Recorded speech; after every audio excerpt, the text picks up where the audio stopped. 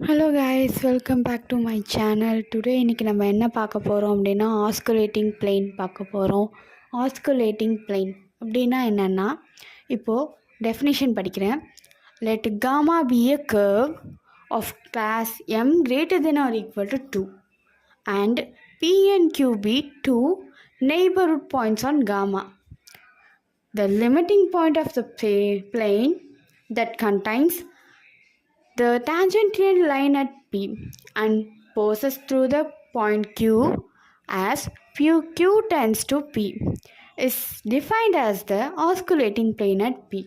இதில் என்ன சொல்லியிருக்காங்கன்னா, இப்போது காமான்னு ஒரு கேர்வை எடுத்துக்கிறோம். இப்போது ஒரு கேர்வ் அப்படின்னாலே நமக்கு மேக்ஸிமம் இல்லை, ஒரு மினிமமாக ஒரு 2 பாயிண்டாச்சும் நமக்கு தேவை. இங்கேருந்து அங்கே ஒரு கர்வ்மெண்ட் ட்ரா பண்ணுறோன்னா ஒரு 2 பாயிண்டாச்சு தேவை. அப்போது அந்த ஒரு கிளாஸில் கண்டிப்பாக 2 பாயிண்ட்ஸ் கண்டிப்பாக இருக்கணும். ஸோ அப்போது நான் என்ன பண்ணுறேன்னா, ஒரு 2 பாயிண்ட் எடுத்துக்கிறேன். PQன்னு சொல்லி ஒரு 2 பாயிண்ட் எடுத்துக்கிறேன். இந்த 2 பாயிண்ட்டும் பக்கத்தில் இருக்கிற நெய்பர்ஹுட் பாயிண்ட்ஸ்னு எடுத்துக்கிறேன். எதுலனா அந்த கர்வ் காமாவில் இருக்கக்கூடிய ஒரு 2 பாயிண்ட்டு, அதுதான் PQன்னு எடுத்துக்கேன்.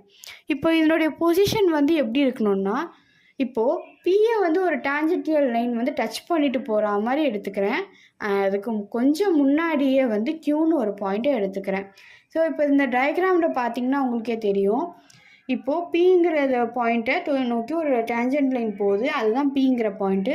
அது கொஞ்சம் முன்னாடியே அது கொஞ்சம் முன்னாடியே என்னோடய க்யூன்ற பாயிண்ட் இருக்குது.